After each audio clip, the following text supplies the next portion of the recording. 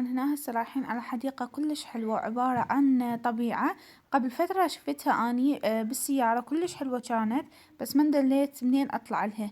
بس هسه عرفت منين اطلع لها ورايحين لها. اكيد راح اخذكم. باع هنا الغيوم منظرهن كلش حلو، اني من عشاق الغيوم. باع عليهم تحسون عباك كلش قريبة من اسطح البنايات او الجامع. باعوا هذا الجامع كلش حلو وكيوت ونازك.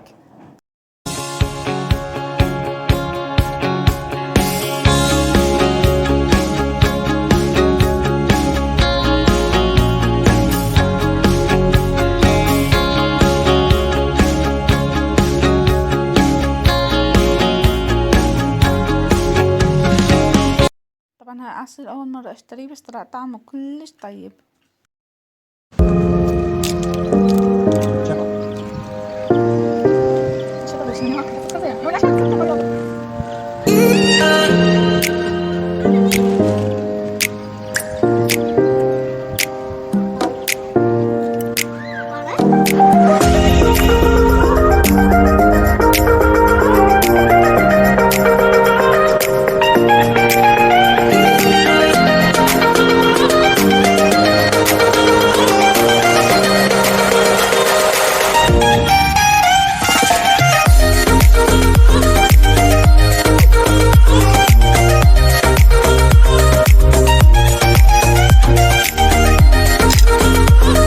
هسه راح اخذكم جولة بالحديقة. مو بكل الحديقة، بس بالاماكن شوي مختلفة، لان الحديقة هي كلش كبيرة، بس اكو اشياء انه مش شابهة. طبعا دا تشوفون الاضاءة، طبعا مو صوت الكاميرا، وانما الجو كلش مغيم تمطر، لان صار هاي الايام كليتها مطر بكل تركيا. باعوا هسه الحديقة هي منا ناصية، بس لما شوي تصعدون شوي شوي تمشون ترتفع تصير على جبل. طبعا كلش حلوة. وباعوا منظر الغيوم وياها. هسه منا صارت منطقة جبلية، وتشوفون كل المكان من فوق. تشوفون هذا البناء. طبعا هاي لتعليم دورة، فاتحيها دورة لتعليم لغة القرآن اللي هي العربية للأطفال. بس هيجي ترتيبها كلش حلو ونازك، حاطينهم ألعاب من الجهة الثانية. هنا الورود، طبعا أنا صار كل ما أشوف ورد أحس نفسيتي تنفتح. هسه هنا أنا صرت على أعلى قمة بالحديقة. باعوا المنظر كلش حلو، بس الصراحة الكاميرا كلش ظالمته. باعوا الجمال. راح وهذه هيجي تشوفوها هيجي مال الصور تخبل. راح اترككم ويا موسيقى حتى تستمتعون أكثر.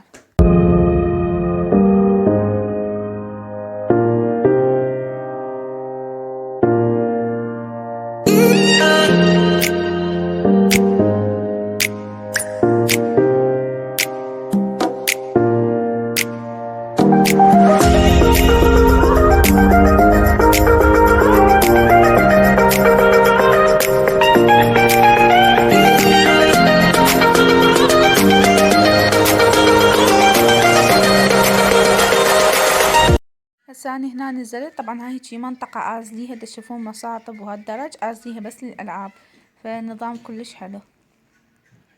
هسه الدنيا مغرب تقريبا الساعة 8 الا ربع هيجي شي. همزين طبعا رجعنا الحديقة لأن مطرت، بس ما شاء الله بسرعة قد تنشف الشوارع تشوفون. همزين لحقنا انه رجعنا قبل ما تمطر علينا. ما احكي لكم الجو صار كلش باردة، انقلب 180 درجة. طبعا جو تركيا كلش محير. هسه بعد بيها مطر. انتو بقى السماء تشوفون الغيوم شلون قايلة، والجو هسه صار كلش بارد. الى هنا اتمنى عجبكم الفيديو واستمتعتوا وياي. مع السلامة، دمتم في حفظ الله.